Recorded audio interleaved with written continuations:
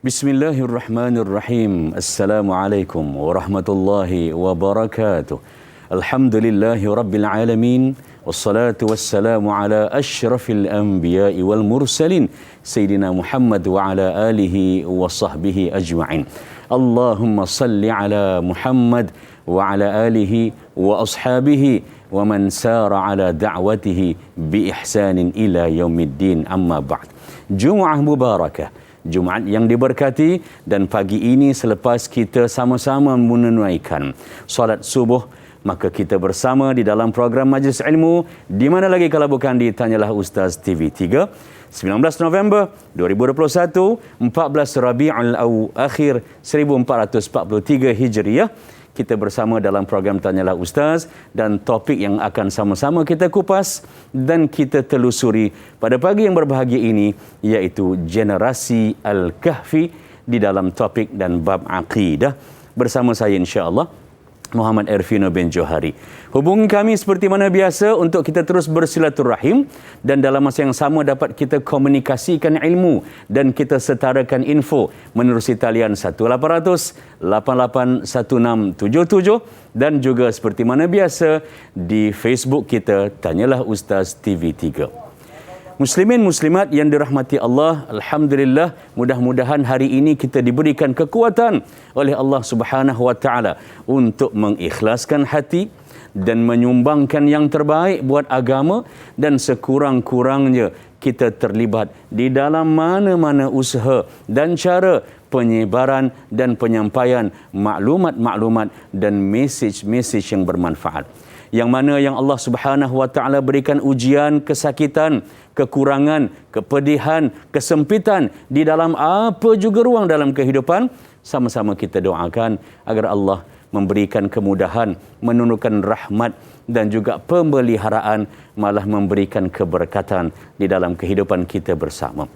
Muslimin muslimat yang dirahmati Allah, apabila kita sebut berkaitan tentang generasi Al-Kahfi, maka majoriti di kalangan kita akan terus merujuk dan melihat serta menyantuni semula pengajaran-pengajaran daripada kisah yang terwarid di dalam surah Al-Kahfi. Sebenarnya generasi Al-Kahfi yang kita maksudkan ini adalah berkaitan tentang bagaimana pemuda-pemuda, generasi muda dapat dipandu bimbing dan dikawal selia untuk menjadikan mereka ini sebagai generasi yang mampu untuk mempertahankan agama. Kerana itu kalau kita perhatikan di dalam surah Al-Kahfi, seni, indah, cantik, tenunan kisah Al-Kahfi dan pemuda ini ianya ditusun Allah Subhanahu wa taala dalam bentuk yang sangat-sangat indah. Seperti mana contoh, kalau kita lihat surah Al-Kahfi yang kita baca pada malam tadi, insya-Allah yang mana belum berkesempatan pada hari Jumaat yang diberkati ini, dimulakan oleh Allah Subhanahu wa taala seawal ayat yang ke-9.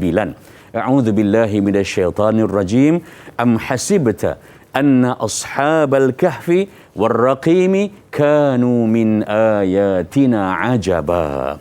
Tidakkah kamu yakin dan melihat, berkira-kira bahawasanya Allah Subhanahu wa taala mampu dan berkuasa bukan sahaja untuk menunjukkan pengajaran kisah Ashabul Kahfi dengan Ar-Raqim, tetapi jauh lebih daripada itu. Pada ayat yang ke-9 ini, kisah dan buku dibuka berkaitan pemuda Al-Kahfi. Allah Subhanahu wa taala menyatakan yang pertamanya tentang tanda-tanda kekuasaan Allah Subhanahu wa taala.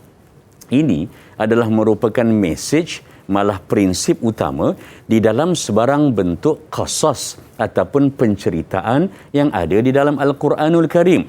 Tujuannya bukan sekadar untuk kita berseronok dan juga melihat cerita itu daripada pelbagai sudut dan sisi, tetapi tujuan utamanya menjadikan kita ini mengenali, mengakuri kebesaran dan kekuasaan Allah Subhanahu wa taala. Allah ingin nyatakan bahawa bukan sahaja peristiwa Al-Kahfi yang orang-orang berikhtilaf dan juga mempunyai pelbagai pendapat di mana dia berlaku, berapa ramai pemuda sebenarnya yang terlibat, berapa lama mereka ditidurkan di dalam gua. Allah juga ingin menyatakan bahawa ini hanyalah satu cebisan contoh daripada banyak lagi keajaiban-keajaiban yang Allah mampu untuk lakukan sebagai pengajaran kepada kita, kepada manusia. Pada ayat yang ke-9 ini juga Allah Subhanahu Wa Taala ingin menunjukkan dan menetapkan bahawa pertamanya, sebelum kita mengetuk pintu kisah Ashabul Kahfi, Allah ingin katakan bahawa kisah berkaitan pemuda-pemuda yang beriman kepada Allah Subhanahu Wa Taala, menyelamatkan diri mereka, masuk ke dalam gua, ditidurkan oleh Allah, kesemuanya ini adalah merupakan kisah yang benar, fakta yang tepat, malah mempunyai pengajaran yang bersifat malar segar sehinggalah kepada hari akhirat. Dibawa kepada ayat yang ke-10, Al-Quran apabila memberikan pengkisahan dan penceritaan, dia tidak pergi kepada persoalan detail dan perincian berkaitan nombor, jumlah, tempat dan sebagainya. Kerana yang penting untuk kita ambil dan boleh kita titipkan kepada generasi muda kita pada pagi Jumaat yang diberkati ini adalah berkaitan tentang pengajaran-pengajaran dan bekalan-bekalan yang boleh diguna pakai di dalam kehidupan. Lantas, pada ayat yang ke-10, Allah Subhanahu Wa Taala menunjukkan bahawa Allah menjemput, memberikan laluan kepada mereka untuk melarikan diri mereka, menyelamatkan keimanan mereka masuk ke dalam gua. Idh awal fityatu ilal kahfi. Allah menggunakan perkataan awal yang membawa makna melorongkan, menunjukkan jalan, malah menjemput dan memberikan nanti di dalam gua itu keselesaan, kerana orang-orang muda yang sebegini hebat, mereka mampu untuk mengutamakan keimanan berbanding dengan keselesaan hidup. Boleh saja untuk mereka terus tinggal di kota tempat mereka diami, namun oleh kerana akidah adalah lebih utama, malah tidak ternilai berbanding dengan apa juga bentuk kemewahan yang boleh didapati di dunia, maka kerana menyelamatkan iman dan juga memelihara tauhid kepada Allah Subhanahu Wa Taala, mereka dilorongkan oleh Allah Subhanahu Wa Taala untuk dibawa ke dalam gua. Ini juga menunjukkan kepada kita betapa Allah memberikan pujian yang hebat dan penghargaan kepada orang-orang muda. Bila berbicara tentang generasi muda, maka pertamanya kita kena fahami bahawa Al-Quran, malah sunnah baginda Rasulullah sallallahu alaihi wasallam memberikan pelbagai bentuk pujian, penghargaan. Antaranya seperti mana yang kita biasa lihat dalam surah Al-Kahfi, rujuk pada ayat yang ke-13, nahnu naqussu 'alaika naba'ahum bil haqq innahum fityatun amanu bi rabbihim wazidnahum huda. Yang bermaksud kami, iaitu Allah Subhanahu Wa Taala, menceritakan kepadamu wahai Muhammad sallallahu alaihi wasallam, dan Nabi menyampaikan kepada umat muslimin kisah mereka pemuda Al-Kahfi ini dengan sebenar-benarnya. Mengapa? Kerana orang-orang Yahudi ahli kitab, mereka membawa versi mereka sendiri yang ianya lari daripada fakta yang tepat dan diselewengkan daripada pengajaran yang asal. Sesungguhnya, kata Allah, mereka adalah fityatun, pemuda-pemuda, generasi yang berumur di antara 15 hingga 40. Begitu definisi yang diberikan kepada golongan muda. Yang pertamanya, amanu bi rabbihim, mereka beriman kepada Allah Subhanahu Wa Taala, wazidnahum huda, dan Allah Subhanahu Wa Taala menambahkan petunjuk dan hidayah kepada mereka. Ayat ini kalau ditelusuri adalah merupakan pengajaran yang membawa kepada penghargaan dan pujian. Kita sebagai ibu, sebagai bapa, sebagai ahli masyarakat ataupun orang dewasa, pandang sisi kita kepada orang muda pertamanya adalah kita perlu untuk mencari ruang di manakah kebolehan, potensi dan keterampilan mereka yang boleh untuk kita berikan pujian dan juga penghargaan. Orang muda, mereka amat-amat perlukan sokongan, tidak hanya dari sudut material tetapi daripada sudut emosi dan spiritual. Kerana itu, memuji orang, dia bukan satu tugas yang mudah, bukan senang-senang kita nak puji orang. Kita suka dipuji, tapi kalau kita diberikan ruang untuk memuji orang, kadang-kadang setengah orang cuba untuk mencari di mana kekurangan, lebih suka untuk melihat di mana kesalahan ataupun kesilapan-kesilapan yang ada. Lantas pada ayat yang ke-13 ini, Allah Subhanahu Wa Taala ingin memberikan perhatian akidah, kepercayaan, kekuatan iman di kalangan generasi muda. Ianya boleh disuburkan, malah boleh dijaga dan dipelihara seandainya setiap ahli masyarakat memulakan komunikasi dengan anak-anak muda menerusi ruang pujian dan penghargaan. Berikan kepada mereka kepercayaan, berikan kepada mereka kekanan, ajar pandu mereka tentang tanggungjawab, bimbing selia mereka tentang perkara-perkara yang merupakan amanah di dalam kehidupan yang mesti untuk mereka laksanakan. Sebagai manusia biasa, siapa tidak terdorong, siapa yang rasa tidak bermotivasi apabila komunikasi itu dimulakan dengan puji-pujian.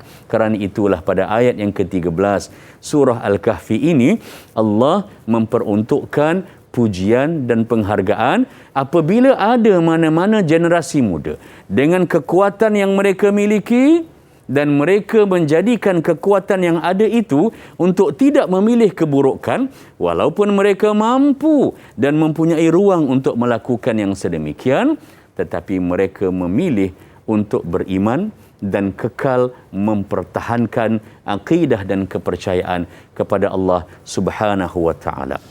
Kita santuni soalan daripada salah seorang peminat dan pengikut setia di Facebook Tanyalah Ustaz TV3, Syahira Alia Muhammad.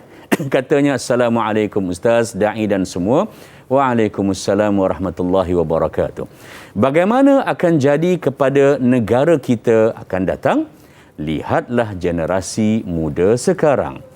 Pemuda yang seperti apakah yang diharapkan dan mampu untuk mewujudkan kemajuan yang sesuai mengikut Al-Quran. Terima kasih.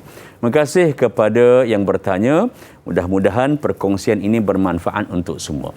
Yang pertama, kalau kita rujuk kepada negara kita Malaysia, subhanallah, dan juga di negara-negara yang lain di dunia, kesemuanya memberikan cakna dan perhatian yang besar kepada generasi muda. Namun yang penting sekali adalah bagaimana untuk menjadikan anak muda pada masa sekarang ini berketerampilan untuk mereka bukan sekadar merasakan keseronokan hidup sebagai orang muda, tetapi boleh untuk menjadi orang yang bertanggungjawab. Yang diharapkan di dalam agama bagi pemuda-pemuda agar mereka ini teli, selari, menyetujui segala mesej-mesej di dalam Al-Quranul Karim terkait dengan bagaimanakah bimbingan yang boleh diberikan kepada anak muda. Antaranya ialah yang pertama, agar generasi muda ini dapat mula untuk membina dan meletakkan pasak yang kukuh berkaitan tentang keilmuan dan kekananan di dalam pengetahuan. Sesuatu yang indah dan cantik, ianya dapat diterbitkan, malah ianya boleh dikongsikan hasil keindahannya itu dengan orang lain apabila ia dilaksanakan dengan ilmu. Lantas, negara kita mengharapkan agar generasi muda yang pertamanya itu dapat memiliki kekananan, kecenderungan dan keterampilan di dalam ilmu pengetahuan. Sama ada ia di dalam pelbagai jurus disiplin ilmu akademik ataupun di dalam ruang-ruang berkaitan dengan agama, maka indahnya kalau sekiranya dapat kita berikan kepada mereka bukan setakat penyuburan ilmu, tetapi kalau boleh dibawa ekosistem perjalanan pembinaan kepribadian orang-orang muda ini ke arah career path ataupun perjalanan career mereka di dalam profession mereka berdasarkan bidang-bidang dan jurus disiplin ilmu yang mereka dapati. Sama ada secara berinstitusi ataupun tidak, setiap negara amat-amat mengharapkan agar anak muda mempunyai ilmu yang benar. Menerusi ilmu ini pula lah nanti akan dibawa dan dipandu agar anak-anak muda menghargai, malah sampai ke peringkat memuliakan dan mengutamakan syariat Islam. indah kita sebagai orang tua setiap kali melihat adanya anak-anak muda yang sentiasa menjaga solatnya, yang sentiasa menyantuni masa-masa terluang yang ada pada dirinya itu untuk meningkatkan hafalan, pembacaan ayat-ayat Al-Quran, menyantuni hadis-hadis baginda sallallahu alaihi wasallam, memulia dan menghormati kedua ibu bapa dan menjadikan dirinya itu bukan sekadar relevan tetapi berimpak dan efektif di dalam mana juga komuniti dan masyarakat yang dia berada ataupun dia terlibat di dalamnya. Mudah-mudahan insya-Allah sepanjang program ini akan sama-sama lagi kita kupas berkaitan dengan topik dalam bab akidah kita iaitu generasi Al-Kahfi. Namun sebelum itu kita berehat seketika, teruskan kesetiaan dan kecanaan bersama Tanyalah Ustaz.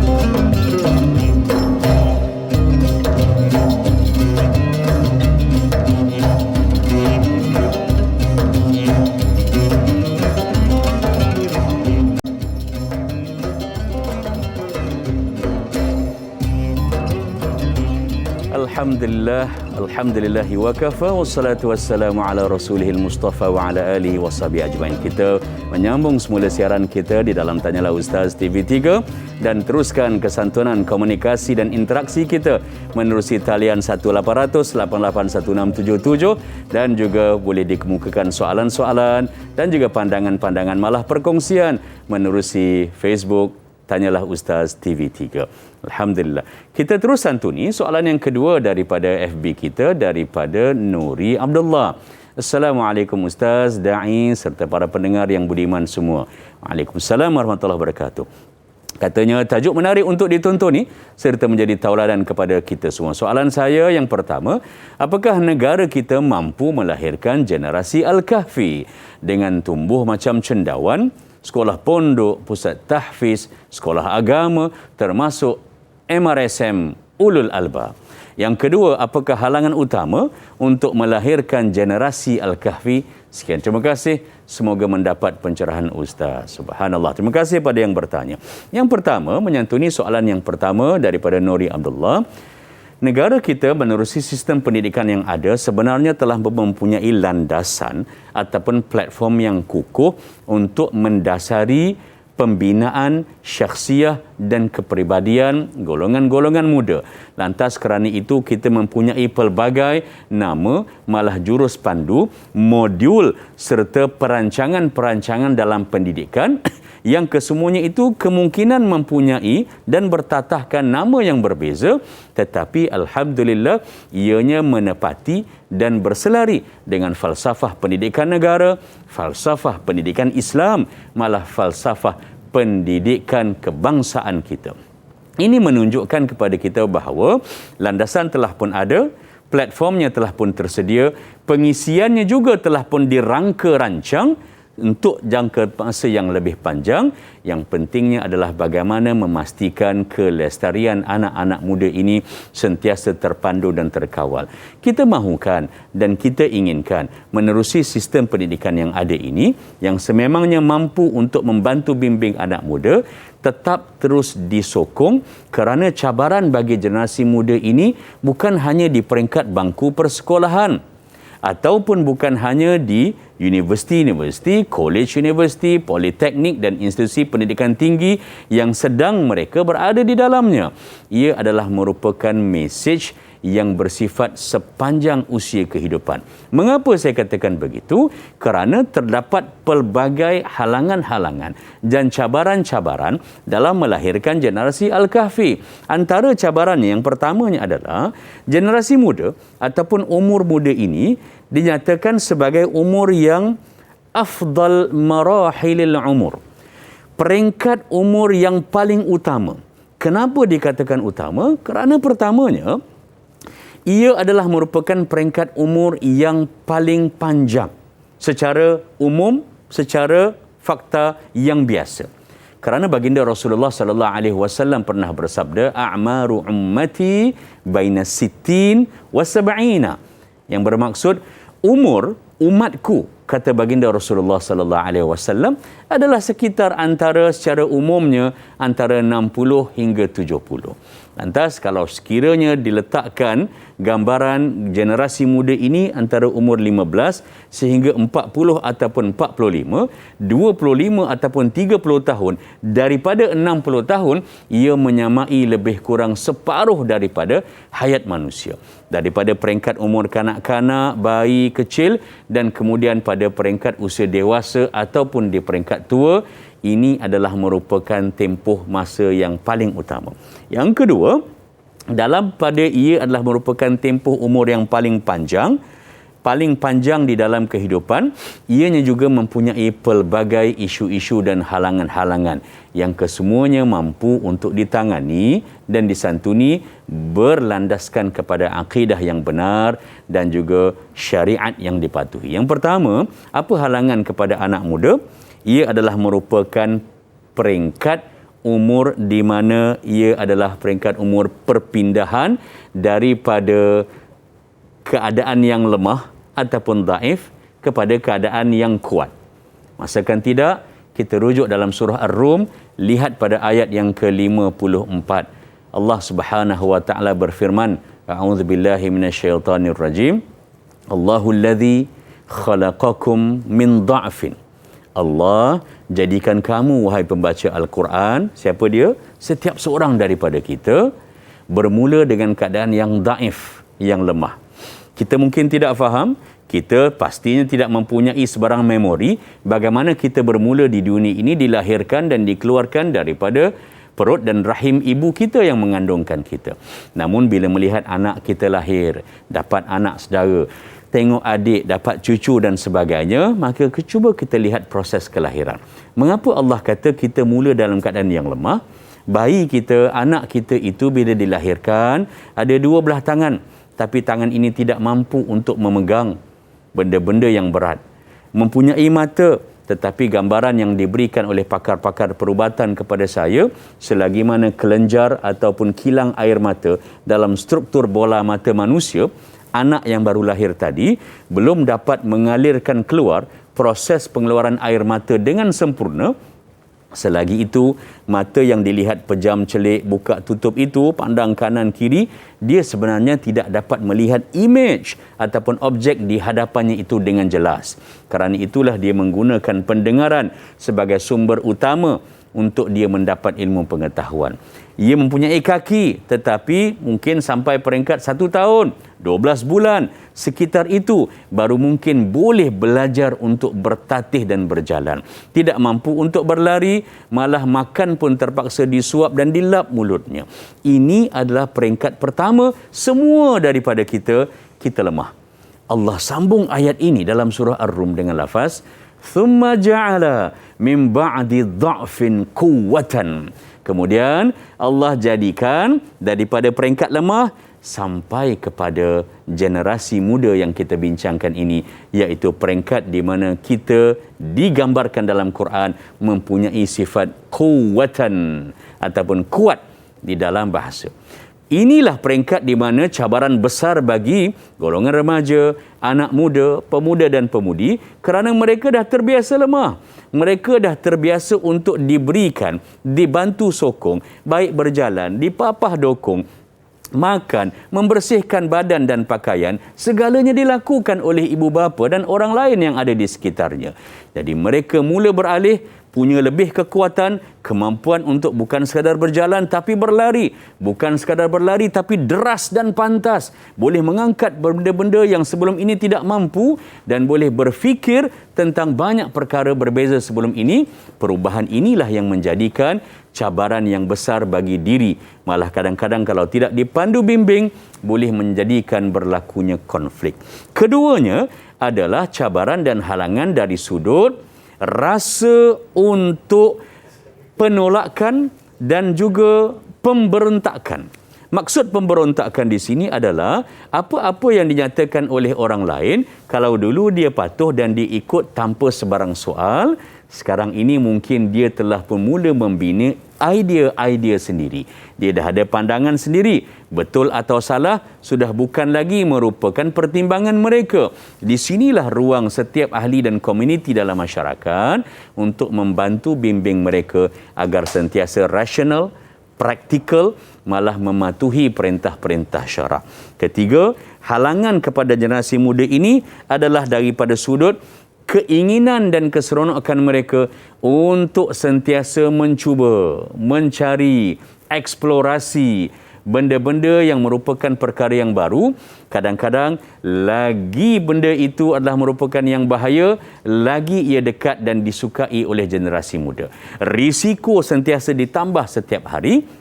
Dan ini ditunjukkan oleh baginda Rasulullah sallallahu alaihi wasallam bagaimana cara para sahabat dipandu oleh baginda dalam menghadapi risiko-risiko dalam kehidupan menerusi pelaksanaan ibadah yang berterusan. Mudah-mudahan halangan-halangan sebegini bukanlah suatu yang akan menghancurkan generasi muda, tetapi akan membina kematangan mereka dalam berfikir dan juga bertindak. Mudah-mudahan menjawab insya-Allah. Kita terus santuni soalan berikutnya daripada Qurratu Hafiz.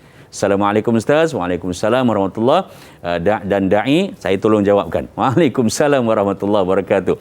Semoga sentiasa dalam rahmat Allah Subhanahu wa taala. Dia ada dua soalan. Pertama, mengapakah Allah Subhanahu wa taala mengabadikan kisah fenomenal para pemuda Ashabul Kahfi dalam kitab suci Al-Quranul Karim? Dan soalannya yang kedua, kenapakah Rasulullah sallallahu alaihi wasallam memerintahkan kepada kaum muslimin untuk membaca surah Al-Kahfi pada setiap hari Jumaat? Mohon pencerahan Ustaz. #biar tahu jangan keliru. Alhamdulillah, soalan yang baik. Saya santuni yang pertama terlebih dahulu. Allah Subhanahu wa taala mengabadikan, cantik perkataan yang dia gunakan, iaitu kisah fenomenal, kisah yang ajaib, tetapi ia benar dan mempunyai syarat dengan pengajaran-pengajaran yang tersurat dan juga yang tersirat.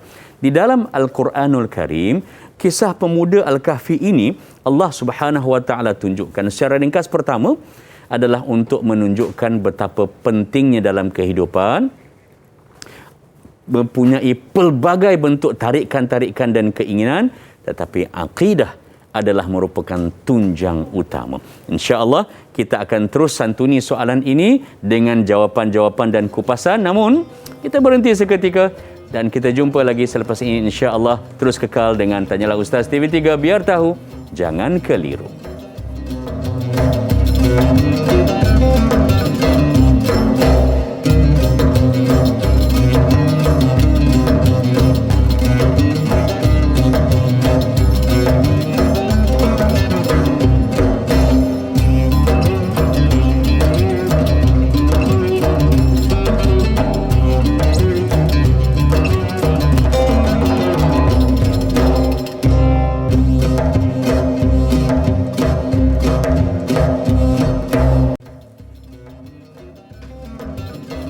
Alhamdulillah, baik. Terima kasih dan terima kasih diucapkan kepada semua penonton yang terus bersama dengan kita pada pagi ini menyaksikan Tanyalah Ustaz, biar tahu jangan keliru, perbincangan tentang generasi Al-Kahfi yang mana membuka mata para penonton supaya menyaksikan bagaimana satu figura yang kita sebutkan untuk akhir zaman sebagai satu ibrah pengorbanan yang sangat besar, khususnya di dalam akidah. Baik, kalau kita baca soal tadi berkenaan dengan sahabat kita di Facebook, Qurratu Hafiz, yang mana ada dua soalan. Yang pertama dan yang kedua. Yang pertama, mengapakah Allah Subhanahu wa taala mengabadikan kisah fenomena para pemuda Ashabul Kahfi dalam Al-Quran? Dan yang kedua, kenapakah Rasulullah sallallahu alaihi wasallam memerintahkan kepada kaum muslimin untuk membaca surah Al-Kahfi pada setiap hari Jumaat? Dan yang pertama Ustaz nak kupaskan kepada kita sebentar tadi, dan kita cuba untuk melihat pula soalan yang kedua dan sedikit kaitan untuk soalan yang pertama. Silakan Ustaz. Terima kasih pada Da'i Azrin. Subhanallah. Berdasarkan kepada santunan soalan daripada Qurratu Hafiz itu, Kisah ini dijadikan dan diabadikan oleh Allah Subhanahu Wa Taala dalam Al-Quranul Karim. Yang pertama untuk menunjukkan peri pentingnya akidah dalam kehidupan. Kita muda, kita dewasa ataupun sebagainya, di mana-mana peringkat umur, akidah adalah yang paling utama. Kita mungkin tidak memiliki keselesaan, kesenangan, kehidupan dan kemewahan di bandar dan di kota seperti mana pemuda-pemuda Al-Kahfi ini masuk dan dibawa oleh Allah Subhanahu Wa Taala untuk direhatkan sebentar di dalam gua. Tetapi kalau sekiranya kita punya akidah dan keyakinan pada Allah, di mana saja kita berada, pasti kita akan menjadi orang yang berimpak. Yang keduanya, kalau kita lihat pada ayat yang ke-10, kita nyatakan dalam surah Al-Kahfi ini, bermula pada ayat 9 hingga 26 sebenarnya Da'i Azrin, menyatakan tentang peristiwa dan kisah Ashabul Kahfi. Cuma indahnya, bila kita kupas tadi pada ayat yang ke-13, teknik penceritaan itu seakan terhenti sekejap. Allah mulakan dengan perincian yang ringkas, ayat 9 hingga 12. Kemudian pada ayat 13, Allah menyatakan tentang pengajaran umum. Masuk pula kepada ayat yang 14 hingga 26. Cerita ini adalah berkaitan dengan bentuk flashback ataupun imbas semula. Kembali. Ini adalah merupakan antara yang indah untuk menunjukkan bahawa manusia mesti sentiasa untuk melihat di mana dia bermula. Kalau dia dah pergi jauh, apakah matlamat hidupnya? Bagaimana akidahnya dengan Allah Subhanahu Wa Taala? Kedua, dalam ayat yang ke-10 kita lihat, ini adalah tanda Allah nak tunjukkan betapa kuasa doa generasi muda. Anak-anak muda, kita pesan pada anak-anak kita banyakkan berdoa kepada Allah Subhanahu Wa Taala. Mereka mungkin kurang pengalaman dalam kehidupan, tidak mempunyai exposure ataupun pendedahan yang cukup dalam pelbagai bidang. Kematangan itu baru nak dibina. Ajar dan titipkan kepada mereka untuk berdoa. Biarpun doa itu ringkas. Kalau kita lihat pada ayat yang ke-10, doa mereka itu dirakamkan oleh Allah Subhanahu Wa Taala, Rabbana atina min ladunka rahmah wa hayyi' lana min amrina rasyada. Bermaksud, ya Allah, kurniakan kepada kami rahmat, kasih sayang, belas ihsan-Mu dan permudahkan urusan kami. Berikan kepada kami kekananan di dalam pengurusan kehidupan dan juga isu-isu yang sekitarnya. Kalaulah itu yang mampu dinyatakan dan juga diamalkan oleh anak muda, alhamdulillah. Yang ketiga, saya mencadangkan untuk kita melihat mengapa ianya fenomenal di dalam Al-Quranul Karim peristiwa Al-Kahfi ini, kerana ia adalah merupakan pemisah dan pembeza di antara kebenaran dengan kebatilan. Dan individu yang paling hebat dan paling ampuh dalam masyarakat yang boleh membawa perubahan-perubahan ke arah kebaikan ini adalah daripada generasi muda. Sebab itulah soalan yang kedua tadi, dia kata kenapa kita kena baca Al-Kahfi setiap malam Jumaat, pada malam Jumaat ataupun pada sepanjang hari Jumaat hari ini, bagi mereka yang belum bersempatan untuk membacanya secara mingguan, adalah kerana banyak hadis-hadis sahih baginda Rasulullah sallallahu alaihi wasallam yang menggesa ke arah itu.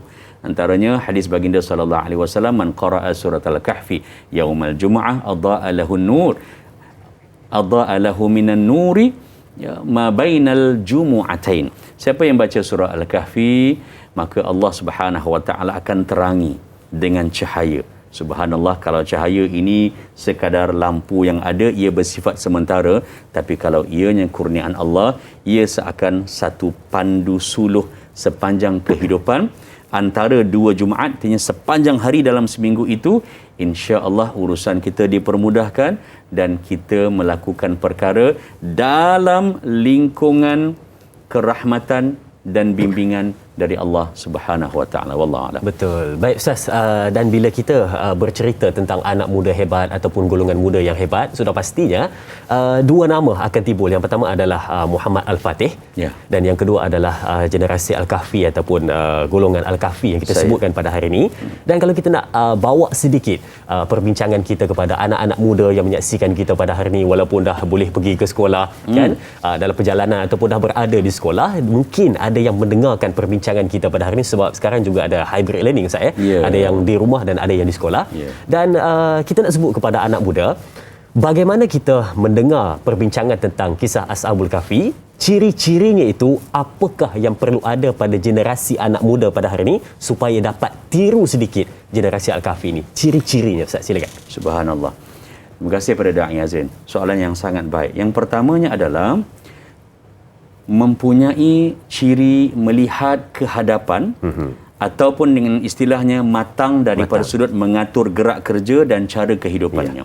Kerana itu baginda sallallahu alaihi wasallam banyak menyatakan dalam hadis-hadis sahihnya, antaranya Nabi menggambarkan masa hadapan peristiwa yang akan berlaku di hari akhirat, iaitu la tazulu qadamal abd yaumal qiyamah.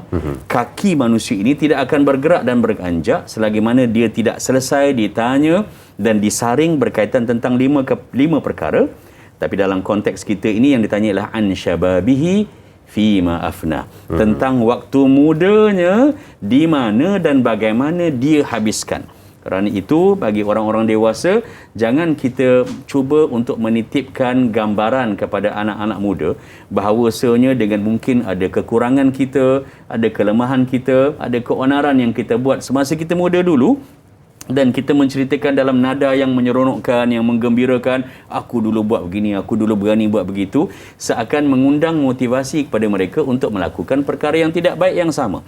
Yang mana yang tidak baik itu kita terus minta bertaubat pada Allah Subhanahu Wa Taala, berikan kepada mereka gambaran keindahan gerak kerja, hala tuju perjalanan dan matlamat.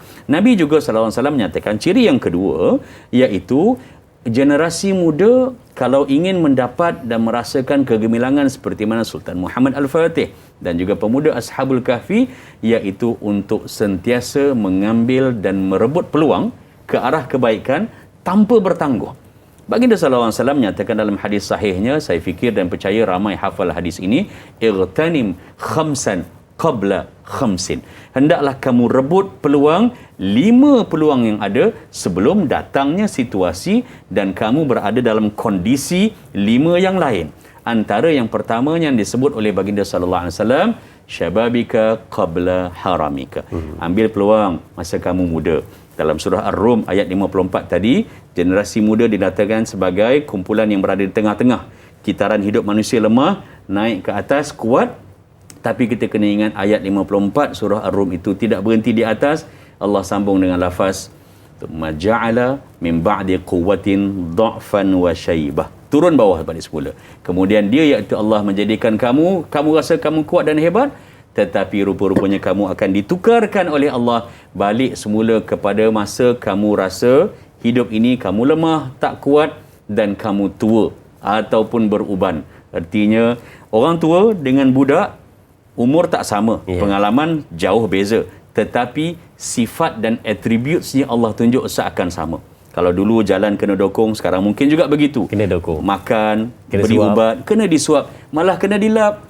Pakaian, membersihkan najis dan sebagainya. Subhanallah, Allah mengajarkan kita tentang kitar kehidupan. Inilah ciri kalau anak muda nampak dan faham, insya-Allah mereka akan matang, malah boleh melakarkan pelbagai bentuk kecemerlangan. Betul. Bila mana dalam keadaan generasi muda ataupun remaja itu, waktu itulah dia nak mencuba pelbagai benda yang ekstrim, apatah lagi benda yang menakutkan. Tapi semuanya itu adalah memang dalam keadaan situasi ataupun umur seperti itu. Baik, kita ada pemanggil di talian. Assalamualaikum.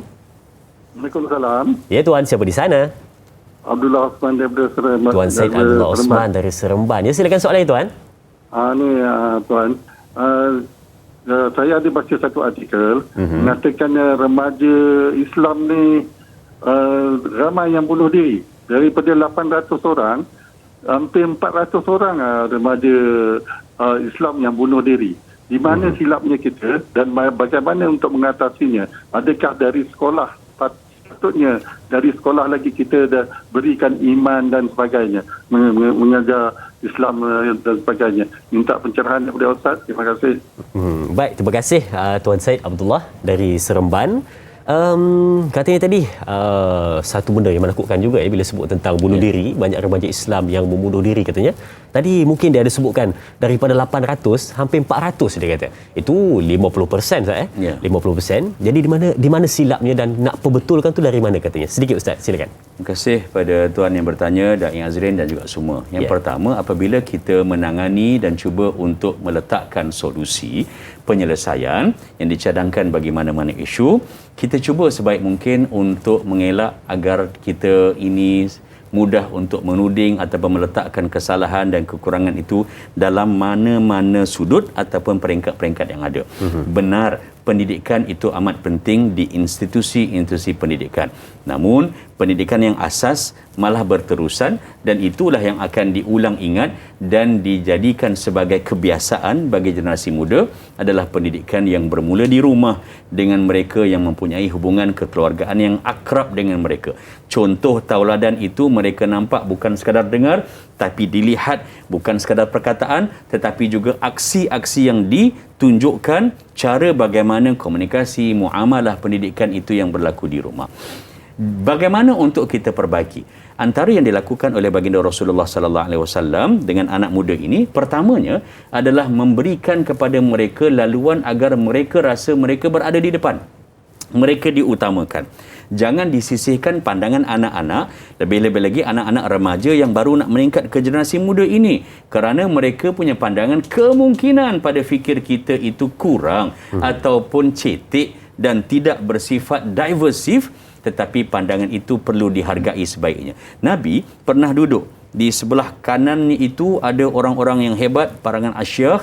Sebelah kirinya itu ada Abdullah bin Abbas yang ketika itu radhiyallahu anhuma merupakan anak kecil. Sebelum makan, Nabi minta izin pada Ibn Abbas, boleh tak kalau aku bagi pakcik-pakcik ni dulu makan dulu. Hebatnya anak muda bila merasakan dipuji yang sedemikian. Yang kedua, Nabi berikan kepada mereka kekananan dan juga sedikit cabaran untuk memegang tanggungjawab. Usamah bin Zaid ketika usia 17 tahun diberikan ruang untuk dia mengepalai dan mengetuai ketenteraan dan kepimpinan strategi dan sebagainya. Hijrah adalah secara ringkas salah satu daripada peristiwa yang berlaku ketika umat Islam benar-benar diuji. Lihat siapa yang menjadi pendukung dan watak-watak utamanya. Majoritinya anak muda. Antaranya Mus'ab bin Umair yang awal-awal dah dihantar ke Madinah untuk mencernakan akidah dan meletakkan pasak kepercayaan pada Allah, mengajar Quran agar penduduk Madinah seakan telah bersedia untuk menerima kehadiran Nabi. Adanya Abdullah Abi Fuqaha, anak-anak Asma binti Abu Bakar dan juga Abdullah bin Abu Bakar, antara mereka yang membantu memberikan maklumat, menutupkan perjalanan, kesan-kesan, membawa makanan dan sebagainya. Ali bin Abi Talib yang tidur di tempat baginda sallallahu alaihi wasallam. Semuanya ini menunjukkan bila anak muda diberikan peranan, insya-Allah isu-isu seperti ini akan boleh dikikiskan ataupun dikurangkan, malah insya-Allah boleh kita hapuskan sama sekali. Benar Ustaz, bila mana diberikan tanggungjawab dan diberikan tugasan, maka dia akan sedikit matang daripada usianya. Itu satu penting patut kita lihat pada hari ini ya. Baik, dan senang penonton, kita berehat seketika dan kita kembali selepas ini bersama Tanyalah Ustaz, biar tahu jangan keliru.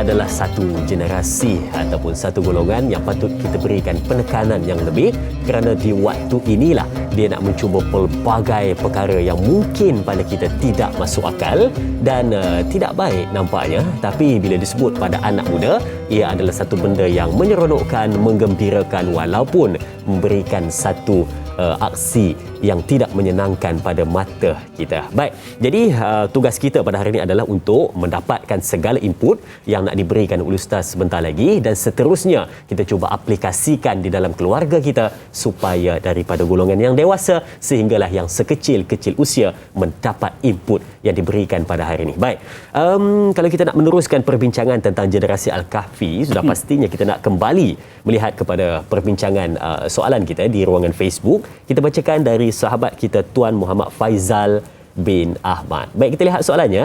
Assalamualaikum, katanya, adakah untuk mewujudkan generasi Al-Kahfi perlu dimulakan dari dalam perut ibu lagi?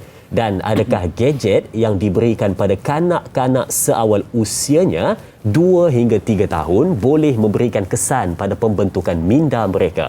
Mohon pencerahan dari Ustaz. Terima kasih. Terima kasih juga kepada Tuan Muhammad Faizal bin Ahmad atas soalan yang ditanyakan. Daripada satu perenggan ayat, ada dua soalan saya dapat. Yang pertama, pembentukan adakah daripada dalam perut lagi? Yang kedua, tentang gadget, Ustaz. Silakan untuk yang pertama. Terima kasih pada da'i dan juga kepada yang bertanya. Subhanallah, soalan yang baik. Benar bahawa pendidikan itu telah pun bermula ketika mana bayi masih lagi berada dalam kandungan. Kerana itu bukan sahaja dalam sains, tips dan panduan yang diberikan oleh pakar-pakar perubatan, ianya datang daripada sumber agama yang menyatakan komunikasi dengan anak yang berada di dalam rahim ibunya, dikandung oleh ibunya, itu telah pun bermula. Walaupun ketika itu berusia 3 bulan ataupun 4 bulan dan ke atas, terlihat ramai yang sudah mula untuk berselawat, bacakan, nyanyikan, dodoikan di perut ibu yang mengandungnya itu. Jangan orang lain lah, suaminya lah kan. Dan kemudian di barat apa yang mereka buat, ada yang sampai buat dan cipta satu device yang kecil, macam pot itu yang diletakkan, yang dipasangkan lagu-lagu jingle. Tujuannya adalah untuk menjana minda pemikiran anak yang berada. Ini menunjukkan bahawa benar firman Allah Subhanahu wa taala dalam surah An-Nahl 78, Al-Isra 36, surah Al-Mulk yang malam tadi kita baca sebelum tidur ayat 23, dan juga surah As-Sajdah yang kita baca dalam solat subuh tadi rakaat pertama ayat yang ke-9, bila Allah sebut wa ja'ala lakumus sam'a wal absara wal afidah. Allah jadikan untuk kamu pendengaran, penglihatan dan hati. Lihat, susunan ini bukan kebetulan, tapi nak menunjukkan pendengaran dia berada mendahului penglihatan dan juga hati dari sudut menerima maklumat-maklumat. Jadi kalau dijana seawal daripada kecil berada dalam kandungan ibu ataupun pada usia 2 dan 3 tahun, gadget tadi secara hukum asalnya dia harus. Malah dalam beberapa ketika dan suasana ianya bagus kerana dia mempunyai pelbagai aplikasi-aplikasi yang berunsurkan pendidikan, dibina dan dijana oleh mereka yang berkepakaran di dalam pendidikan awal kanak-kanak, yang memberikan sumbangan untuk menjana bukan sahaja minda mereka, malah atribut dan juga pelaksanaan cara hidup mereka. Namun kesemua dalam agama kita ini yang pentingnya adalah ianya bagus, ianya harus, tapi mesti dikawal. Ianya hebat, ianya bermanfaat, tetapi ianya perlu had dan batasan. Ianya juga bermanfaat, tetapi dalam masa yang sama ia perlukan kepada pengawalan dan juga pemantauan. Ada 3 perkara ini. Di usia mana pun pada fikir saya anak itu didedahkan dengan teknologi, peranti dan gadget yang ada, insya-Allah isi kandungannya itu terpandu dan dia juga akan dapat manfaat yang baik. Jangan jadikan pemberian gadget pada anak-anak hanya sebagai satu escapism supaya mak ayah boleh tengok drama ataupun boleh tengok TV, boleh buat kerja dengan boleh selesa, buat kerja-kerja yang lain dan sebagainya lah. Ada keseimbangan di situ, insya-Allah. Tambahan pula, bila mana sebut saja di alam maya ataupun internet ni, tekan saja apa yang dia nak, semua akan keluar. Itu masalah bila mana tidak ada pantauan ataupun penelitian dari ibu bapa khususnya saya. Baik. Kita ada pemanggil di talian. Assalamualaikum.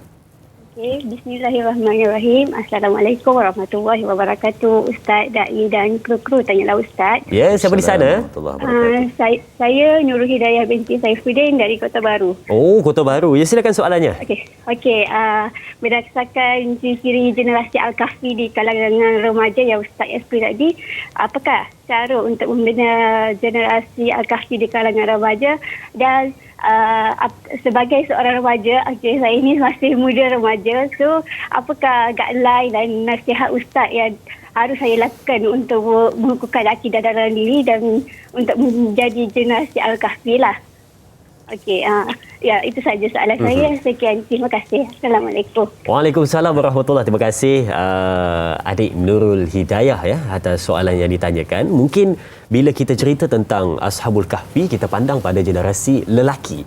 Tapi bila mana adik Nurul Hidayah bertanya soalan tentang bagaimana kita nak jadi generasi Al-Kahfi, khususnya untuk dia sendiri, dia tanya sebab dia mungkin cakna pada hari ni bila kita tengok ciri-ciri yang patut ada tu, mungkin dia belum lagi dapat benda itu. Jadi mungkin kita boleh tekankan untuk jawapan ini, generasi Al-Kahfi khususnya untuk golongan wanita. Baik. Silakan Ustaz. Terima kasih Da'i dan juga pada yang bertanya. Tak ada nak tanya tadi berapa umur dia. Oh, mari Kelantan ke? Kelantan juga? Ada. Kita kecek kau rupa ni. Oi. Indah dan cantik soalan, malah kita seronok dalam mana-mana sesi ataupun ruang bicara apabila ada anak muda seperti Nurul Hidayah yang bertanya tadi itu mempunyai rasa dan jiwa untuk memastikan agar dia dan cara hidupnya sebagai seorang wanita muda agar ianya sentiasa berselari dengan perintah Allah Subhanahu Wa Taala. Yang pertama, dalam Al-Quranul Karim ataupun hadis-hadis baginda sallallahu alaihi wasallam pada perkara-perkara yang bersifat tanggungjawab dan juga ibadah secara umum, bila Nabi sebut lelaki, contohnya dalam hadis sebut rajulun bermakna seorang lelaki, aplikasinya itu dan tuntutannya itu tutup kepada wanita juga. Ia untuk kedua-dua. Begitulah juga di dalam kita berusaha untuk mewujudkan dalam masyarakat situasi di mana generasi Al-Kahfi boleh dibina. Maksud generasi Al-Kahfi ini adalah generasi anak muda yang sanggup tinggalkan apa juga bentuk tarikan yang sesuai untuk usia anak muda. Pada masyarakat, kalau orang muda buat, tak apalah, orang muda memang lagu tu lah dia mau tu. Kita ni jangan buat lagu moga kita tua dah. Contohnya gitu. Tetapi dia sanggup untuk buat suatu yang kebiasaannya dilakukan oleh orang-orang tua. Contoh yang berlaku dalam situasi kita di Malaysia, cadangan saya adalah untuk kita menyantuni benda-benda biasanya orang tua biasa buat di Malaysia ni. Pertama, pergi ngaji, nadah kitab, pergi ke masjid, di balasah. Balasah. Balaisah. Balasah kan. Di surau dan sebagainya. Apa-apa yang dilakukan, perkara-perkara yang baik yang dibuat oleh generasi atau masyarakat yang peringkat usia dewasa ataupun tua, anak muda yang baik, yang ini kena biasakan. Yang kedua, saya mencadangkan agar kita tingkatkan ilmu pengetahuan, lebih-lebih lagi wanita. Fiqh an-nisa ataupun fiqhul mar'ah, fiqh kepada wanita, pemahaman terhadap ibadah, konsekuensinya, cara pelaksanaannya, susur galurnya, ianya sangat-sangat penting pada peringkat usia muda ni lah. Orang menyatakan bahawa bila dah meningkat dewasa nanti, tahap hafalan kita dah berkurang. Rasa nak belajar pun mungkin dah kurang. Jadi gunakan usia pada waktu muda ini untuk kita tingkatkan ilmu berkaitan itu.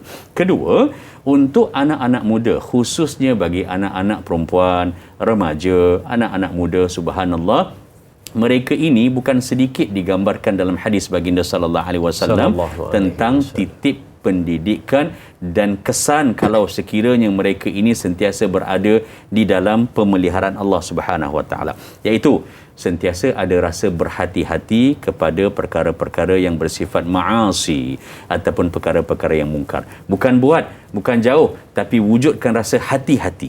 Bila kita ada rasa cautious, maka secara tidak langsung kita akan meletakkan jarak, ada gap antara diri kita dengan perkara-perkara yang tidak baik.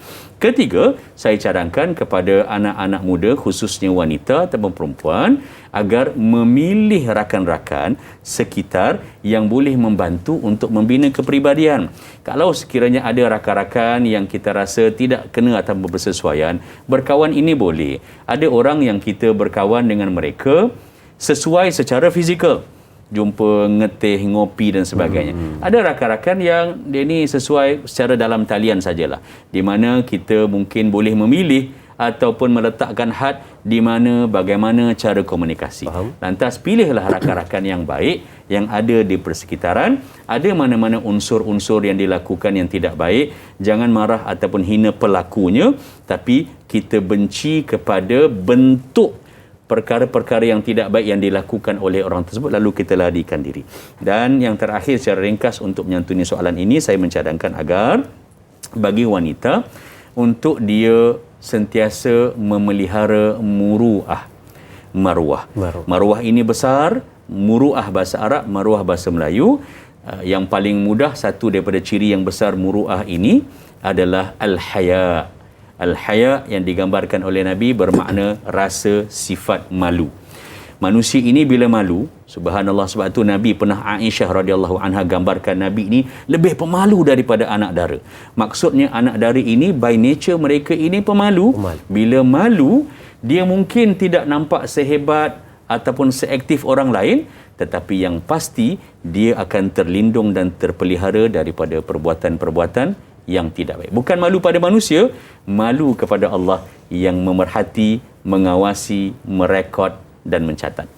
Wallahu alam. Itu jawapan dari Ustaz sebentar tadi yang boleh kita berikan kepada sahabat-sahabat kita, dan yang paling penting ambil untuk diri kita. Bagaimana kita nak sebut tentang generasi Al-Kahfi yang kita belajar pada pagi ini, kita terapkan dalam kehidupan dan boleh kita tunjukkan walaupun sudah jauh zamannya dari generasi Al-Kahfi, tetapi masih lagi kita hidupkan untuk figura akhir zaman ini. Baik, sedang penonton, kita berakhir di sini dahulu di TV3, sambungan 30 minit di TV9. Teruskan menonton Tanyalah Ustaz, biar tahu jangan keliru.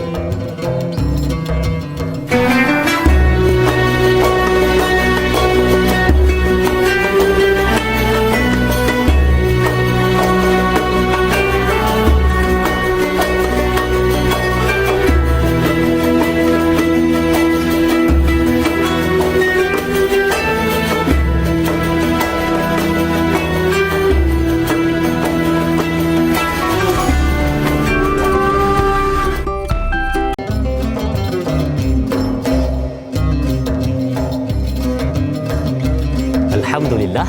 Baik, terima kasih diucapkan kepada semua penonton yang terus bersama dengan kita untuk perbincangan pada hari ini, generasi Al-Kahfi yang kita bukan khas kepada penonton-penonton semua. Saya yakin dan saya pasti banyak ibu bapa yang sedang menyaksikan kita pada pagi ini sedang mencatat nota-nota penting yang mana dilihat pada nota ataupun apa yang Ustaz sampaikan kepada kita pada hari ini, dan dia lihat, cuba dia aplikasikan kepada anak-anaknya supaya dapat menjadi generasi Al-Kahfi, khususnya pada zaman yang penuh dengan dugaan, penuh dengan fitnah, penuh dengan pancaroba, kata orang, yang mana sangat-sangat menakutkan. Jadi terus kita menyaksikan pada hari ini untuk kita dapatkan sesuatu yang sangat berharga, dan jangan lupa untuk sebarkan kepada sahabat-sahabat kita #Tanyalah Ustaz, biar tahu jangan keliru, dan sebarkan, semoga semua beroleh manfaat. Baik, Ustaz, saya ada sedikit soalan sebelum kita pergi kepada soalan penonton kita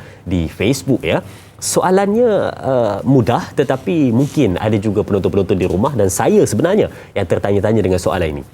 Bila kita sebut tentang manusia ataupun lelaki dan juga perempuan, bila mana dia dimasukkan ke dalam syurga, maka dia akan kembali kepada usianya yang lebih muda daripada ketika mana dia hidup di atas dunia. Contohnya, macam kita biasa dengar, laki-laki akan usianya kembali pada umur lebih kurang lingkungan 30-an, dan wanita juga akan kembali pada umurnya yang agak muda remaja.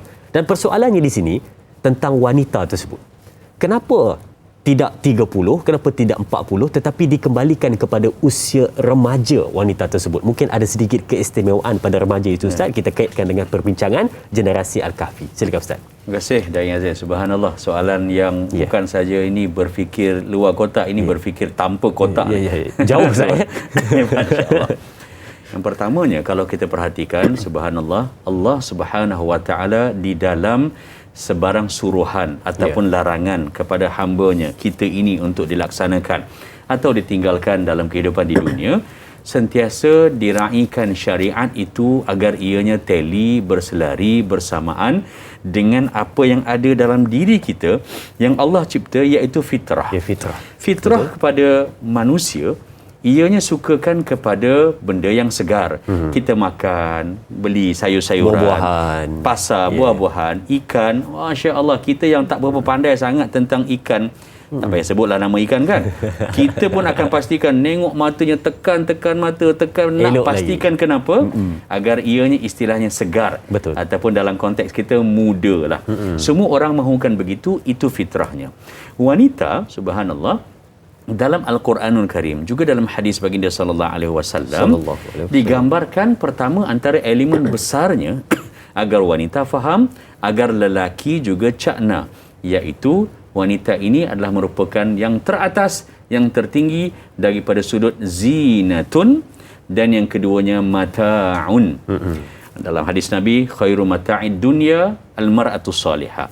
Ya, ke dalam Al-Quranul Karim, zuyina linnas hubus syahwat minan nisa. Manusia ini diberikan perhiasan yang menjadikan rasa hati mereka seronok, suka mata nak tengok, sekali tengok tak cukup, 2-3 kali suka mendengar. banyak benda, tapi ranking yang paling atas adalah diletakkan sebagai wanita.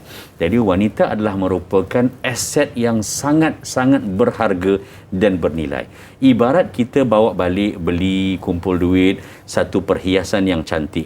Bila di rumah, kita tak akan letakkan perhiasan yang mahal dan cantik di tempat yang suka-suka. Letak sebelah TV dan sebagainya tanpa ada gambaran temanya mengapa, apakah faktor persekitaran yang ada, adakah perhiasan itu menaikkan satu-satu ruang dan sudut dalam rumah. Tempat yang strategik, posisi perhiasan itu amat penting. Kita akan gilap, kita akan lap, kita akan pastikan dia bersih, tak ada debu secara berkala dan berterusan. Begitulah manusia apabila mengurus selia aset yang mahal yang tidak ternilai. Kerana itu Islam adalah merupakan mesej risalah yang memuliakan dan menghormati wanita. Orang sukakan fitrah yang muda, maka kembalikan kepada usia muda. With all respect kepada wanita pelbagai peringkat umur, namun fitrahnya itu semua ingin kelihatan cantik, semua ingin kelihatan segar, kelihatan bugar, kelihatan nampak berketerampilan, istilah orang kata tak makan usia dan sebagainya. Baik wanita ataupun lelaki yang melihat dan juga menilai wanita. Semua jika diberikan pilihan, pasti inginkan fitrah mereka begitu. Lantas, syurga adalah tempat di mana Allah memberikan ganjaran seluas-luasnya, tanpa batasan, selama-lamanya, tidak ada had dan sebagainya. Jadi dalam kesemua bentuk tarikan dan perkara-perkara yang menjadi kecintaan kepada lelaki ataupun yang ingin dimiliki oleh wanita di dunia ini, Allah raikan di sana, lalu dijadikan mereka itu, subhanallah, kita semua ini sebutlah amin. Bila masuk ke syurga Allah Subhanahu Wa Taala, maka usianya itu dikembalikan kepada usia muda. Bukan sekadar meraihkan fitrah dan keinginan manusia, tetapi Allah nak tunjukkan betapa berharganya wanita dan juga betapa beruntungnya lelaki, turut diraihkan di dunia, malah terus berterusan digunakan ganjaran di hari akhirat, insya-Allah. Insya-Allah, itu jawapannya, dan selama-lamanya itu yang penting kan, terus muda dalam keadaan selama-lamanya. Baik, itu satu ganjaran yang cukup hebat. Saya tertarik untuk melihat soalan di Facebook dari sahabat kita, Puan Mazni Hasan. Baik, kita bacakan soalannya. Katanya, Assalamualaikum Ustaz. Jika pemuda Kahfi dulu, mereka bersembunyi dalam gua bagi menyelamatkan akidah mereka, dan bagi pemuda-pemuda zaman kini pula, ke mana pula harus mereka tuju jika menghadapi situasi yang sama dengan pemuda Kahfi itu bagi menyelamatkan akidah mereka? Terima kasih diucapkan kepada sahabat kita Puan Mazni Hasan. Dan Ustaz, mungkin saya ada sedikit tambahan tentang soalan Puan Mazni ini. Dia kata kalau zaman dulu pergi ke gua, kalau zaman sekarang nak pergi ke mana? Dan soalannya, zaman dulu itu yang generasi Al-Kahfi itu, kenapa dalam banyak-banyak tempat yang ada di muka bumi mereka memilih gua untuk bersembunyi? Dan bila sebut tentang gua ini, kalau kita lihat Nabi Muhammad sallallahu alaihi wasallam beruzlah juga di gua. Di dalam peristiwa hijrah juga Nabi Muhammad sallallahu alaihi wasallam bersembunyi di dalam gua. Soalannya, kenapa gua, Ustaz? Silakan. Terima kasih pada dai, soalan yang cukup baik daripada dai dan juga daripada Puan Mazni yang bertanya. Yang pertamanya, kerana Allah Subhanahu Wa Taala menyatakan daripada gugusan ayat 9 hingga sampai kepada ayat 26 dalam surah Al-Kahfi yang menceritakan tentang peristiwa pemuda Al-Kahfi ataupun generasi yang set the bar, yang meletakkan aras berkaitan tentang bagaimanakah atribut syakhsiah generasi Al-Kahfi di kalangan pemuda.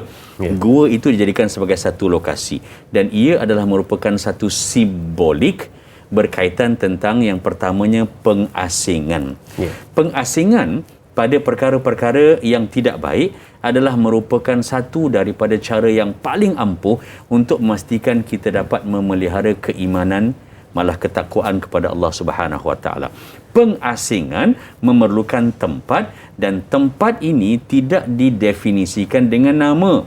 Namun gua itu seperti mana yang dai sebut benar, ianya ada banyak tertera dalam kisah-kisah yang hebat khususnya berkaitan tentang baginda Rasulullah sallallahu alaihi wasallam. Lantas simbolik gua ini kalau kita lihat dalam surah Al-Kahfi pun mereka tidak ditinggalkan sedemikian. Orang nampak Allah gua, di manakah selesanya di situ? Betul. Tapi cuba kita lihat dalam surah Al-Kahfi pada ayat yang ke-15, 16 dan juga 17, Allah Subhanahu wa taala menunjukkan bahawa Allah berikan keselesaan kepada mereka. Nama sahaja gua, tetapi bila mereka mengasingkan diri dengan tujuan nak memelihara akidah, Allah berikan keselesaan kepada mereka. Antaranya dalam ayat yang ke-17, bila Allah jadikan mereka selesa dengan pergerakan matahari terbit daripada arah timur, masuk pada gua, dan juga yang dia terbenam pada arah barat, masuk barat, tapi mereka ni fajwatin minhu, mereka berada di tengah-tengah. Artinya walaupun mereka ini ditidurkan lebih daripada 300 tahun, mereka tidak rasa panas. Kita kalau tidur tanpa pendingin hawa, tanpa kipas, bagaimana kita rasa? Kan? Jadi tak selesa dan sebagainya. Tapi Allah kekalkan keselesaan mereka walaupun dalam gua yang pada zaman itu hinggalah sekarang adalah semua orang faham tempat yang tidak selesa. Tapi poinnya Allah nak tunjukkan kalau akidah kita jaga, apa saja kerja kita, bagaimana pendapatan kita, tak banyak macam orang lain, kita tetap selesa dan diselesakan oleh Allah Subhanahu wa taala. Yang kedua, Allah Subhanahu wa taala juga jadikan mereka ini dalam ayat yang ke-18, wa nuqallibuhum dhatal yamin wa dhatal shimal. Kami bolak-balikkan pergerakan dan kedudukan mereka itu sejak ke arah kanan, sejak ke arah kiri. Kita kalau tidur dalam satu posisi saja tanpa bergerak, maka mungkin memberi kesan pada badan, bangkit tangan kejang, kejang ataupun kita rasa macam krem. Tengkuk kita kadang-kadang salah tidur, orang kata salah bantal. Bantal disalahkan, padahal kita yang tidur tu dalam keadaan yang tidak betul dan sebagainya. Lalu Allah balikkan. Jadi orang yang melihat seakan mereka ini bukan tidur, tetapi mereka selesa seakan mereka itu hidup walaupun lebih daripada 300 tahun. Jadi itulah fungsi dan tujuan mengapa simbolik gua itu ada dalam surah Al-Kahfi. Betul, dan mungkin jawapan jika generasi pada kini, pada hari ini, ke mana pula tempat nak tuju jika mahu menyelamatkan akhirat? Baik, mungkin itu kita akan jawab selepas kita berehat seketika nanti. Sedang menonton Keluarga Besar Tanyalah Ustaz, kita berehat seketika, kembali selepas ini bersama Tanyalah Ustaz, biar tahu jangan keliru.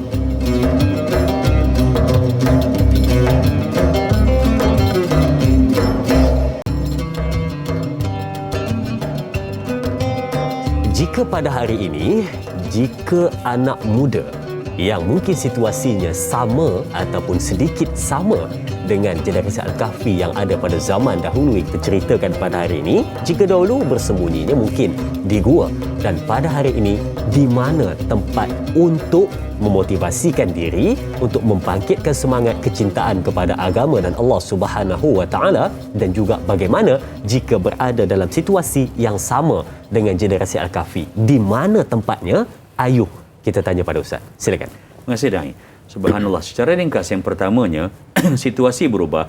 Zaman juga beranjak daripada dahulu hingga sekarang. Pengasingan itu tetap perlu pada perkara-perkara yang bersifat tidak baik ataupun lagha.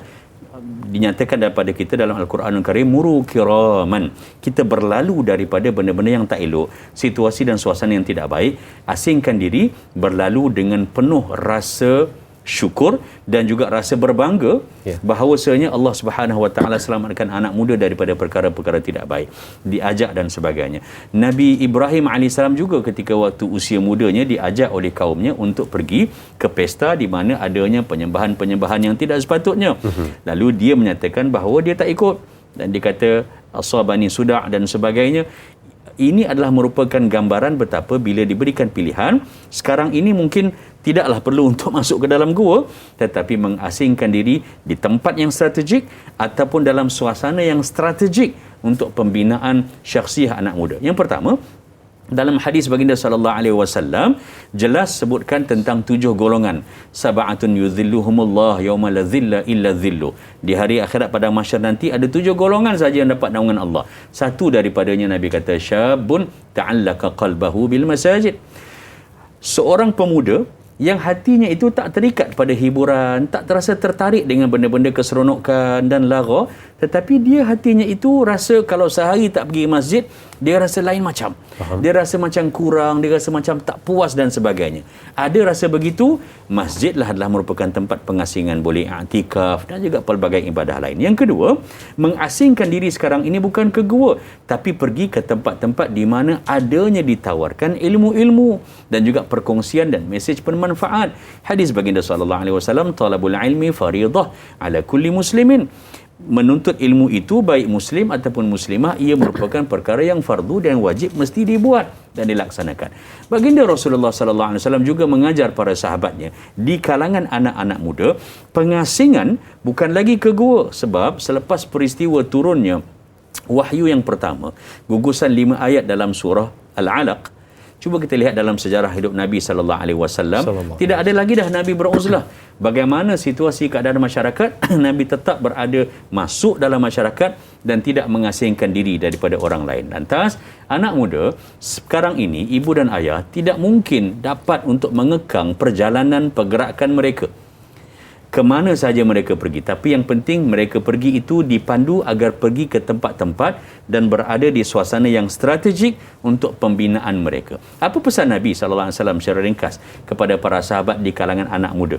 Antaranya bila Nabi SAW menyatakan kepada Abdullah bin Abbas radhiyallahu anhuma, ya gulam, wahai anak, wahai pemuda, ihfadillah yahfazuk. Pergi mana sekalipun, kamu jaga Allah, Allah akan jaga kamu. Nabi SAW juga pesan kepada Abi Dzar radhiyallahu an, menyatakan bahawa ittaqillah haitsuma kunta. Takwalah pada Allah Subhanahu wa taala di mana saja kamu berada. Maksudnya zaman sekarang dengan kecanggihan yang ada, tak boleh kita nak elak dan juga tahan pergerakan anak muda. Lalu pengasingan mereka itu adalah bagaimana karakter mereka berada dalam situasi ataupun satu-satu keadaan.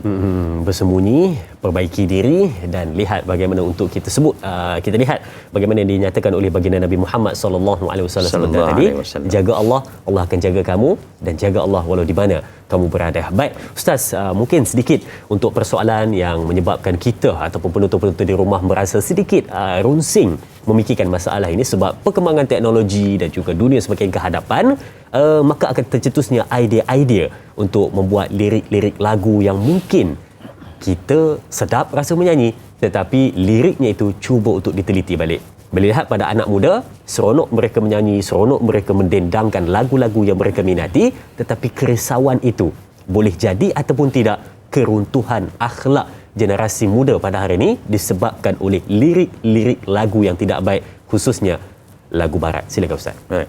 Terima kasih pada da'i, soalan yang sangat baik. Saya meminati seni secara peribadi dan juga saya mengkagumi serta memberikan penghormatan kepada mana-mana melodi ataupun lagu yang mempunyai lirik yang terpandu. Dalam masa yang sama ia memberikan gambaran kepada kita tentang indahnya sesuatu. Sama ada kampung, negeri, negara, peribadi, rasa dalam diri, jiwa dan sebagainya. Namun Allah Subhanahu wa taala meletakkan panduan kepada kita. Kalau kita rujuk dalam surah Qaf ayat 18, a'udzubillahi minasyaitonirrajim, ma yalfidhu min qaulin illa ladaihi raqibun atidun. Yang bermaksud tidak ada walaupun satu patah perkataan yang keluar daripada mana-mana anak Adam. Kita ini sebagai manusia, setiap satu patah itu ada raqib yang mengawasi, ada atid yang mencatat dan merekod.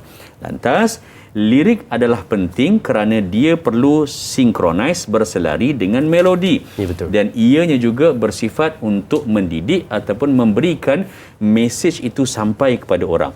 Namun kalaulah Quran kata satu patah perkataan, satu huruf yang membentuk ayat, ataupun 2, 3, 4 perkataan yang membentuk satu perenggan ataupun satu paragraf, itu pun dilihat oleh Allah Subhanahu wa taala dan dinilai, dirakam, dicatat, maka perlu untuk kita sentiasa berhati-hati.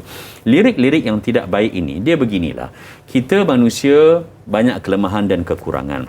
Sekurang-kurangnya, banyak Nabi pesan sallallahu alaihi wasallam di dalam hadisnya, sekurang-kurangnya kalau kita tidak mampu untuk menawarkan kebaikan kepada orang lain, kepada pendengar, kepada peminat seni dan sebagainya, kita jaga dan kawal diri kita agar apa-apa yang buruk, yang kurang dalam diri kita ini tidak memudaratkan orang lain.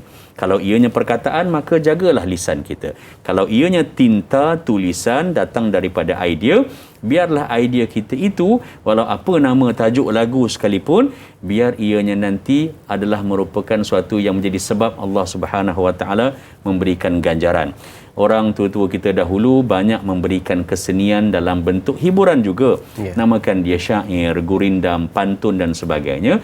Namun kita lihat kalau generasi dahulu bergembira, berseronok, menawarkan hiburan kepada masyarakat dengan lirik-lirik yang menghiburkan pada ketika itu, tapi dalam masa yang sama tetap menjaga imej pendidikan ataupun yang berwawasan, maka tidak ada sebab dan halangan sebenarnya bagi anak muda kita sekarang yang menghasilkan bentuk-bentuk persembahan yang kreatif, sama ada dalam bentuk lirik, penulisan, suku kata dan sebagainya. Mereka juga sebenarnya berpotensi untuk mengulangi, malah mencapai kecemerlangan, menyampaikan mesej yang hebat, menerusi seni dan hiburan dengan cara yang diredai oleh Tuhan. Boleh, insya-Allah. Tapi dia penawaran dan permintaan dalam ekonomi ni kena ada. Dulu kita ingat kan, ada di kalangan penggiat seni kita kata kalau buat filem-filem yang bersifat pendidikan, yang mesej itu berat, tak ramai orang yang minat. Lantas mereka juga perlukan, mereka menawarkan, masyarakat juga perlu bantu mana-mana bentuk seni dan juga hasil seni yang hebat, liriknya, melodinya untuk dibantu dan juga disokong, barulah nampak dalam ekonomi itu ada permintaan dan juga penawaran. Kita suruh mereka untuk buat benda-benda yang baik, bila mereka buat tak ada orang sokong, maka ia juga tidak akan dapat bertahan lama. Wallahualam. Dan bila sebut tadi tentang lirik lagu, betul, saya juga meminati seni dan juga suka kadang-kadang bila sebut tentang dengar lagu, menyanyi, memang kita suka. Tapi bila mana yang kita risau itu adalah pada lirik yang kita kurang faham, mungkin makna di sebalik ataupun makna yang tersiratnya itu menyebabkan mungkin ada sedikit kesilapan dan juga menyebabkan terjadinya satu benda yang tidak diingini, keruntuhan akhlak ataupun akidah daripada sudut kita, khususnya untuk generasi muda. Betul, Dani. Ramai yang nak untuk memberikan yang terbaik dalam lirik dan sebagainya. Tapi kalau sekiranya ia berkaitan tentang prinsip keagamaan, disarankan agar mereka juga mendapatkan second opinion, third opinion daripada mereka yang berkepakaran dalam bidang tersebut. Baik, Ustaz. Dan mungkin di hujung ni, Ustaz, kita nak bawa satu persoalan yang mungkin boleh juga kita jadikan sebagai kesimpulan perbincangan kita. Ustaz memandang ataupun melihat anak muda pada zaman mungkin 60-an, 70-an, 80-an dan juga anak muda pada zaman 2020 ke atas ini, Ustaz. Mungkin Ustaz nampak bagaimana perbezaan daripada sudut ketara dan tidak ketara, daripada sudut akhlak mereka bila mana dikaitkan dengan kehidupan yang lebih dengan teknologi. Sedikit, Ustaz, perbezaan yang Ustaz nampak.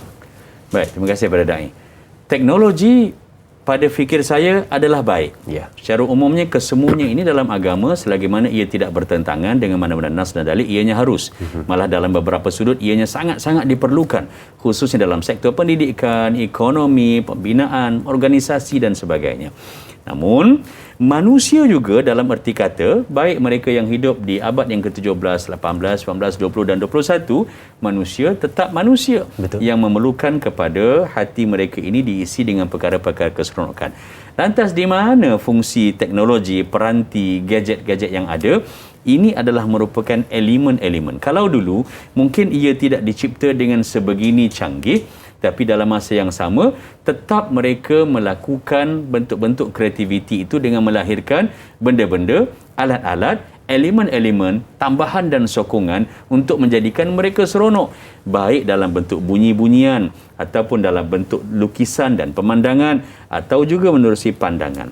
Lantas bila berada di abad yang baru ini sekarang canggih. Adanya tab, adanya keyboard yang boleh attach dan detach, ada handphone dan sebagainya. 20-30 tahun lagi, pastinya dia akan jadi lebih hebat, malah mungkin lebih ketara daripada sudut kecanggihan. Kita kena pegang begini. Pada fikir saya, selagi mana kita boleh menjadi Muslim yang aktif dan proaktif, generasi muda yang hebat dan berimpak, malah berefektif pada masyarakat, selagi mana kita berusaha untuk menjadikan apa sahaja keluaran gadget dan teknologi peranti yang baru, kita gunakan kecanggihan yang ada untuk kebaikan, insya-Allah kita berada di landasan yang benar untuk membina semula atau mengekalkan kehebatan generasi pemuda Al-Kahfi. Jadi tidak disalahkan kepada gadget ataupun teknologi, tetapi dia semuanya berbalik kepada diri kita sendiri. Kalau berlaku wal'iyadzubillah kemalangan di jalan raya, bukan kerana kereta, majoritinya adalah kerana pemandunya dan cara pemanduannya. So balik semula pada manusia sebenarnya. Betul Ustaz. Baik, itu yang patut kita beri penekanan. Apa-apa pun yang berlaku dalam kehidupan kita, semuanya bermula pada diri kita, dan khususnya generasi muda yang menyaksikan kita pada pagi ini, terus kita ambil apa yang Ustaz sampaikan kepada kita dan perkongsian tentang generasi Al-Kahfi. Ayuh kita wujudkan satu lagi generasi Al-Kahfi yang ada pada zaman 2021 di hujung ini. Baik, Ustaz, mungkin kita tutup dengan doa ringkas, silakan. A'udzubillahi samil alim minasyaitonir rajim. Bismillahirrahmanirrahim. Alhamdulillahirabbil alamin wa bihi nasta'in wa la 'udwana illa 'alal zalimin. Shalawatullahi wa salamuhu 'ala rasulil amin wa 'ala alihi wa sahbihi ajma'in. Rabbana taqabbal minna salatana wa qiyamana wa siyamana wa ruku'ana wa sujudana wa takhashu'ana wa ta'abbudana wa taqarrubana wa tadarru'ana wa tammim taqsirana ya Allah ya arhamar rahimin. Ya Allah ya Rahman ya Rahim, berkatilah usia kami, permudahkanlah urusan kami, jadikanlah diri kami ini insan muslim yang berimpak dan berefektif, yang mampu untuk menjadikan setiap waktu dan juga masa serta usia yang Engkau kurniakan kepada kami ya Allah ke arah kebaikan dan ke arah menyuburkan keimanan dan mempertingkat serta mempertahankan akidah dan kepercayaan kepadamu ya Allah. Rabbana hab lana min azwajina wa dhurriyyatina qurrata a'yun waj'alna lil muttaqina imama. Rabbana atina fid dunya hasanah wa fil akhirati hasanatan wa qina adzaban nar. Wa sallallahu ala sayyidina Muhammad wa ala alihi wa sahbihi wa sallim. Walhamdulillahi rabbil alamin. Taqabbalallahu minna wa minkum. Amin, amin ya rabbal alamin. Terima kasih diucapkan kepada semua penonton yang menyaksikan kita pada hari ini untuk generasi Kahfi, Al-Kahfi, dan seterusnya terima kasih juga diucapkan kepada Ustaz untuk pencerahan, ulasan dan juga menjawab segala perbincangan kita. Jangan lupa esok penonton-penonton semua bersama dengan moderator Da'i Nizal dengan ahli panel Ustaz Muhammad Ashraf Ayub dengan topik perbincangan tafsir dan taranum surah Ghafir ayat 10 hingga ayat yang ke-12. Teruskan menonton Tanyalah Ustaz, biar tahu jangan keliru. Sekian, Assalamualaikum warahmatullahi wabarakatuh.